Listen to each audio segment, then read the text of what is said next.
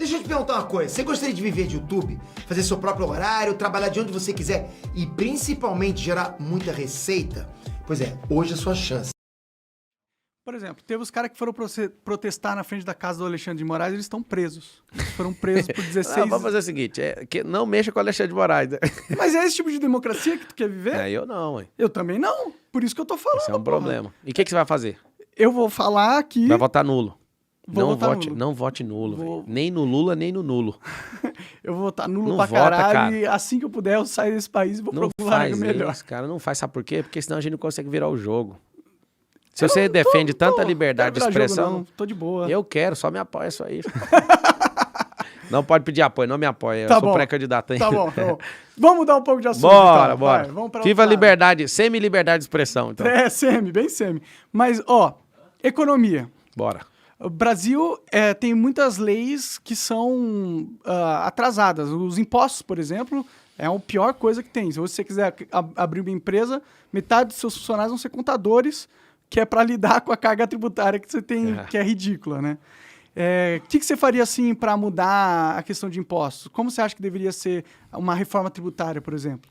Passou uma mini reforma tributária empurrando o Brasil, adiando as decisões para os próximos 10 anos. Tem que fazer um negócio pontual nos 6 primeiros meses de 2023. Como? Você contrata um funcionário por R$ 1.500, aí você tem que pagar mais R$ 1.500 de contribuição por causa daquele funcionário. O maior movimento social do mundo é emprego, não sei se sabe disso. Não tem nada mais poderoso do que gerar um posto de trabalho para a pessoa trabalhar, gerar renda, trazer energia, usar o transporte, pagar a habitação dele, dar comida para a família. O emprego tem esse poder. Uhum. É o maior valor social e o maior direito do trabalhador que existe. Então o que a gente tem que fazer? A gente tem que desonerar as empresas para que elas possam crescer. Então se eu tenho 2 funcionários de R$ 1.500, eu pago 3 mil de salário. Na verdade é um pouco mais pelas férias e pelo 13º. Mas vamos arredondar.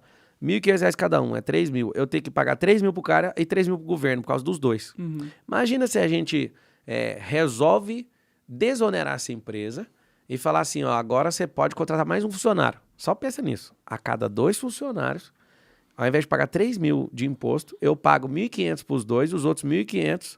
Vamos baixar um pouco mais, R$ 1.000, senão não dá para contratar o outro. Baixa para R$ 1.000. Ou seja, ao invés de pagar 1.500, paga 1/3. 1/3 do que eu pago hoje, eu consigo pôr mais um funcionário. Aí você fala, cada 2. Sabe quantas pessoas de carteira assinada tem no Brasil hoje? Quase 100 milhões de pessoas. 100 milhões. Então, de 214, você tem essa quantidade, beira 100 milhões. Essa quantidade de pessoas, a gente consegue fazer o quê? A gente consegue, a cada 2 empregos, arrumar mais um. Eu não estou falando que vai arrumar, mas é uma lógica. Então, só de desonerar isso. Um brasileiro hoje, que ele ganha um salário mínimo, a inflação no dinheiro dele é quase 51%. No dinheiro desse cara. Rico não tem isso. O rico não perde poder de compra, mas o pobre perde. Sim. Então o que a gente tem que fazer? A gente precisa fazer algo na economia, que vai ter um ministério disso a partir de 2023, se você não votar nulo, você não pode votar nulo. Vai ter um ministério da empresarização. O que é empresarização? A gente precisa educar a nação a produzir. Produzir o quê? Empreendimentos.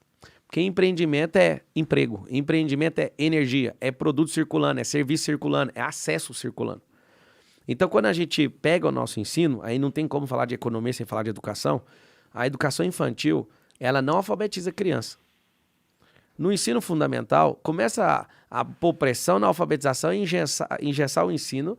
Ao invés de desenvolver habilidade no ensino fundamental, eu já fico preparando a pessoa para a grande decisão da vida dela, que é escolher aquela profissão lá da graduação. Você vai num país igual a Austrália, 70% das pessoas não querem faculdade. Aqui no Brasil não tem 20% de diplomados. E a maioria não quer mesmo e não vai mexer com isso. Então, ao invés da gente ficar empurrando e gastando 1,4 trilhão em 10 anos de educação, a gente tinha que abrir vertentes, do 0 a 6 anos, a gente já tinha que estar com essas crianças alfabetizadas. Eu tenho 26 empresas, tá? E eu posso falar algo. Uma delas é a rede de escola infantil. Não faz sentido. É retardar o cérebro da criança, essa grade curricular do Brasil. Então, você tem que alfabetizar. Ao invés de ficar enchendo o saco com esse tanto de matemática, aí alguém fala, mas não sabe. É por isso, porque tem um monte de matemática. Os Estados Unidos não ensinam matemática igual aqui. Uhum. Aqui é 5 formas de matemática. Tinha que ensinar um de cada vez e fazer o seguinte. Ficar aquele ano inteiro ensinando aquilo. Nós estamos com com analfabetismo funcional. Por quê? Porque eu gasto todo o dia de educação para todo mundo chegar na graduação e quase ninguém chega. No ensino fundamental, a gente tem que desenvolver a habilidade, experimentação na cabeça desses caras. Quando chegar lá no ensino médio, eu não posso dar só a rampa de graduação, eu tenho que abrir 3. Uma é a profissão tradicional, que é a graduação, que você já conhece, aí tem um percurso, né, e tem o mestrado, doutorado e por aí vai.